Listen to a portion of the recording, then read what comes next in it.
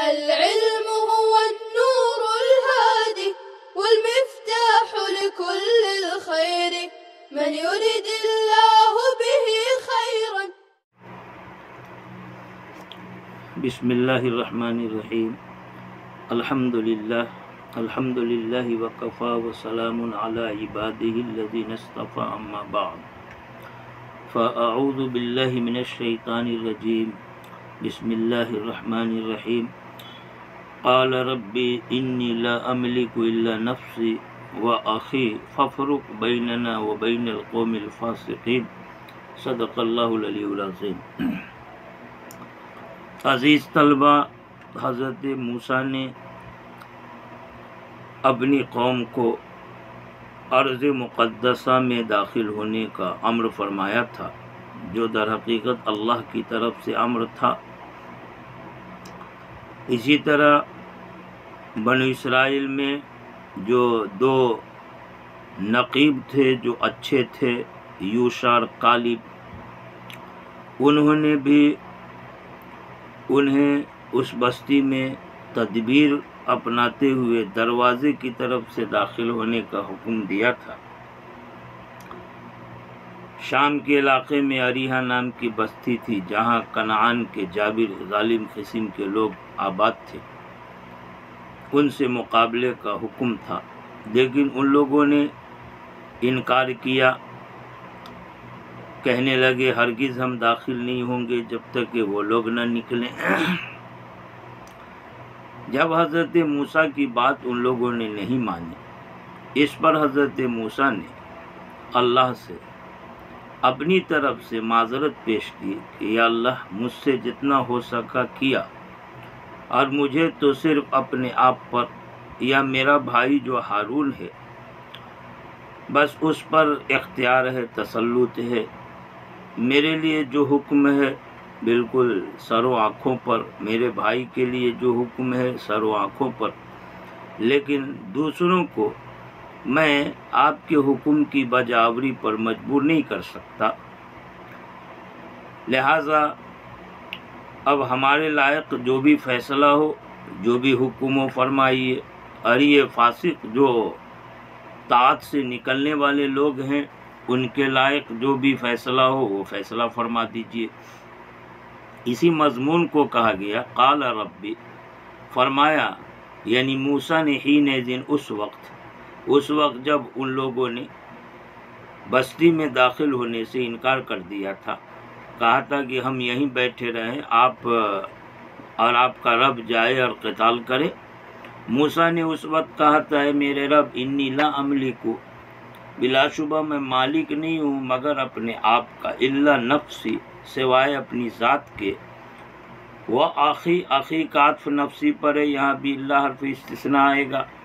مقدر معنی مصنف نے وہ الا آخی، اور سوائے میرے بھائی کے، یعنی ان دونوں پر مجھے ملکیت ہے، ان دونوں کے علاوہ مجھے اور کسی پر کوئی اختیار نہیں ہے. مصنف نے مفہوم بتایا ولا املک غیرہما، کہ میں ان دونوں کے علاوہ اور دوسرے کا مالک نہیں ہوں. فاجبرہم علی الطاعۃ، لہذا ان دوسرے لوگوں کو میں طاعت پر مجبور کر دوں، یہ میرے اختیار سے باہر ہے. ففرق بیننا، ففرق فرق، الگ کرنا، جدا کرنا، مراد یہاں فیصلہ کرنا.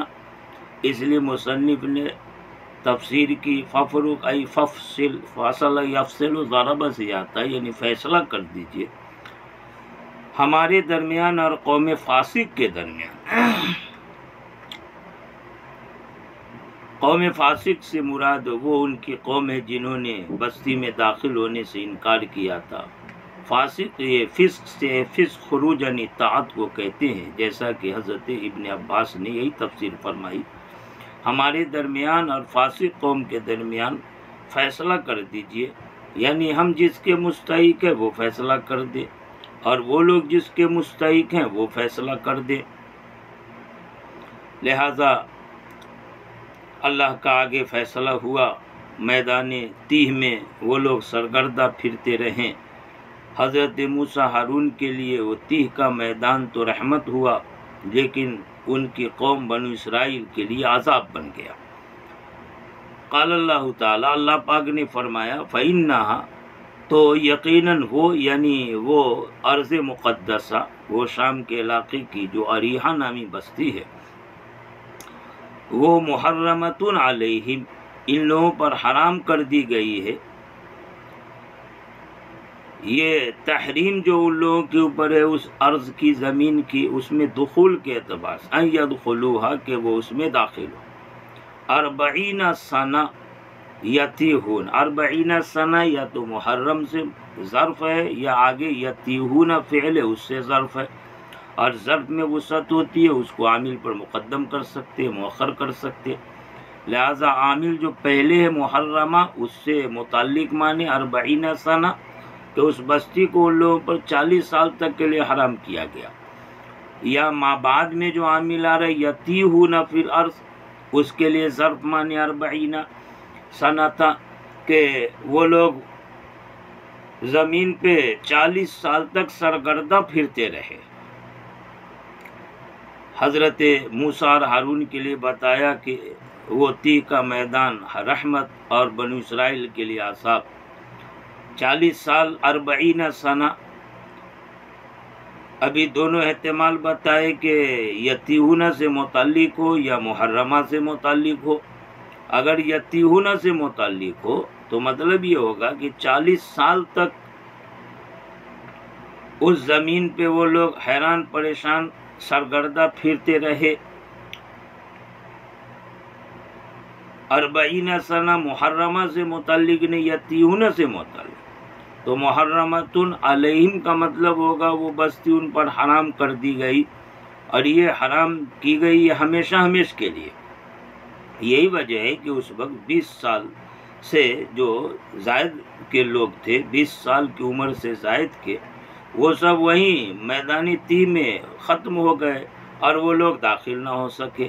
ہاں 20 سال کی جو کم کی عمر کے تھے وہ لوگ بعد میں مشقتیں اٹھائی، برداشت کی، اور پھر ان لوگوں کا اس بستی میں دخول ہوا، لیکن یہ لوگ جو 20 سال کی عمر کو پہنچے اور اس سے زیادہ کی عمر کے لوگ تھے، ان لوگوں کے لیے گویا ہمیشہ کے لیے اس بستی میں داخل ہونے کو حرام کر دیا گیا۔ ایک احتمال یہ ہے کہ 40 سنہ محرمہ سے متعلق نہیں ہے، یتیہون سے متعلق ہے، تو محرمۃ علیہم بلا کسی قید کے، یعنی مدت متعین نہیں ہے کہ کب تک کے لیے ان کے لیے بستی کو حرام کیا گیا، مفہوم ہوگا یعنی ہمیشہ ہمیشہ کے لیے۔ اور دوسرا احتمال تھا کہ 40 سنہ کو محرمۃ سے متعلق مان لیں، تو ایسی صورت میں مطلب ہوگا وہ بستی ان لوگوں پر جو حرام کی گئی 40 سال تک، یعنی ایک خاص مدت تھی 40 سال، اتنے دنوں تک کے لیے گویا کہ اس میں دخول حرام رہا، ممنوع رہا۔ ہاں اس کے بعد پھر دخول ممکن ہوا، ان کے لیے آسان ہوا کہ وہ داخل ہو سکے، جائیں۔ ایک احتمال یہ بھی ہے کہ یہ جو 40 سنہ ظرف ہے وہ دونوں سے متعلق، محرمت سے بھی اور یتیہون سے، تو مطلب یہ ہوگا کہ 40 سال تک کے لیے حرام کی کر دی گئی بستی میں داخل ہونے کو، اور 40 سال تک وہ لوگ زمین پہ سرگردہ پھرتے رہے۔ یتیہون یتحیرون کے معنی میں ہے، وادی تیہ کو وادی تیہ اسی لیے کہتے ہیں کہ وہ لوگ وہاں سرگردہ حیران پریشان پھر رہے تھے، فی الارض اس زمین میں حیران پریشان پھر رہے تھے۔ زمین کی وسعت کو بیان کیا کہ وہ 30 فراسی 9 فرسخ یعنی 9 کوس کے فاصلے پر۔ مفسرین نے کہا کہ اس میدان کی چوڑائی یہ 9 فرسخ ہے اور لمبائی 30 فرسخ کے برابر۔ قالہ ابن عباس نے یہی تفسیر بیان فرمائی ہے، فلا تعس علی القوم الفاسقین۔ اصل میں حضرت موسیٰ علیہ السلام جو ان لوگوں سے ناراض ہو کر ان پر جو بددعا فرما دی، تو اس وجہ سے بعد میں ان کو افسوس ہوا اور وہ نادم ہوئے۔ اللہ نے اس پر تسلی دی کہ وہ لوگ اسی کے لائق تھے، لہٰذا آپ نے جو کیا اس پر آپ نادم نہ ہوئیے، افسوس نہ کیجیے، تسلی دی فلا تاسا فلا تحزن علی القوم الفاسقین، ان فاسق قوم کے اوپر آپ غمزدہ نہ ہوئیے۔ روی انہم کانوا یسیرون اللیل، اب اس وادی تیہ میں کس طرح وہ لوگ رہے، کس طرح حیرانی پریشانی رہی، روایت مصنف پیش فرما رہے ہیں، پورا واقعہ تفصیل سے بتا رہے ہیں۔ روایت کی گئی انہم کانوا یسیرون اللیل جادین، کہ بڑی کوشش اور مجاہدے کے ساتھ رات بھر وہ لوگ اس وادی میں چلتے رہتے تھے کہ کیسو اس وادی کو پار کر جائے۔ فَإِذَا أَصْبَحُوا، لیکن جب صبح کرتے، اِذَا هُمْ فِي الْمَوْضِعِ الَّذِي ابْتَدَوْا مِنْهُ، اچانک وہ اسی جگہ پہ ہوتے جہاں سے انہوں نے چلنے کی ابتدا کی تھی، یعنی پوری رات بھر گھوم پھر کر کے وہیں آ جاتے جہاں سے چلے تھے، اور اس طرح وہاں سے گویا نکلنے کا کوئی راستہ ان کو نہیں ملتا۔ وَيَسِيرُونَ النَّهَارَ كَذَلِكَ، اور اسی طرح وہ لوگ دن میں چلتے رہتے، اور ایسی دن رات گزرتے گزرتے کہتے ہیں کہ حَتَّى انْقَرَضُوا كُلُّهُمْ، یہاں تک کہ وہ سب کے سب ختم ہو گئے، یعنی وہیں مر کھپ گئے، ہلاک ہو گئے۔ اِلَّا مَن لَّمْ يَبْلُغِ الْعِشْرِينَ، سوائے ان لوگوں کے جو 20 سال کی عمر کو نہ پہنچے تھے، تو وہ لوگ تو باقی رہے، اور بقیہ 20 سال یا اس کے اوپر کے لوگ تھے، وہ سب اس وادی کے اندر 40 سال تک حیران پریشان پھرتے رہے اور مر کھپ گئے۔ قیلہ کہا گیا ہے وَكَانُوا 600,000، کہ وہ لوگ 600,000 یعنی 6 لاکھ کے قریب میں تعداد میں تھے، اور اس وادی میں اتنی طویل مدت تک سرگردہ حیران پریشان پھرتے رہے۔ وَمَاتَ ہارون وَمُوسَىٰ فِي التِّيهِ، اور اسی وادی میں حضرت موسیٰ اور حضرت ہارون یہ وفات پائے۔ چنانچہ حضرت ہارون موسیٰ سے 1 سال کے بڑے تھے، بتایا ماقبل میں، پہلے حضرت ہارون وفات پائے، اور اس کے 1 سال کے بعد حضرت موسیٰ وفات پا گئے۔ اور اس طرح سے پوری وادی کے اندر جو ان لوگوں کا رہنا ہوا، مصنف کہتے ہیں روایت کے حوالے سے کہ موسیٰ اور ہارون اسی وادی تیہ میں وفات پائے، وَكَانَ رَحْمَةً لَّهُمَا، اور وہ تیہ کی وادی ان دونوں موسیٰ ہارون کے لیے تو رحمت ہو گئی، وَعَذَابًا لِّأُولَٰئِكَ، اور ان لوگوں کے لیے یعنی ان کی قوم جو تھی جو 600,000 کی تعداد میں، ان لوگوں کے لیے وہ وادی عذاب بن گئی، یعنی عذاب ہونا اس میں چلنے کے اعتبار سے کہ اتنی طویل مدت تک چلتے رہے اور پھر بھی منزل نہ پا سکے۔ اب اتنے دنوں تک وہاں زندہ کیسے رہے؟ روایتوں سے معلوم ہوتا ہے کہ اللہ پاک نے حضرت موسیٰ اور ہارون کی برکت سے ان لوگوں کے لیے معاش زندگی گزارنے اور زندگی کے ضروریات کو کس طرح سے فضل فرما کر پورا کیا۔ اللہ نے ان پر طرح طرح کی نعمتیں نازل فرمائی۔ معلوم یہ ہوا کہ برے لوگوں کی بستی میں اگر نیک لوگ بھی ہوں تو ان نیک لوگوں کی برکت سے آنے والا عذاب ٹل جاتا ہے، اور یہاں تک کہ ان نیک لوگوں پر جو اللہ کا انعام ہوتا ہے اس انعام کا فائدہ برے لوگوں کو بھی حاصل ہو جاتا ہے۔ لہٰذا نیک لوگ محلے میں، بستی علاقے میں کہیں بھی ہو، ان کو غنیمت سمجھنی چاہیے، قدر کرنی چاہیے کہ ان کی وجہ سے برے لوگوں پر آنے والا عذاب رکا رہتا ہے۔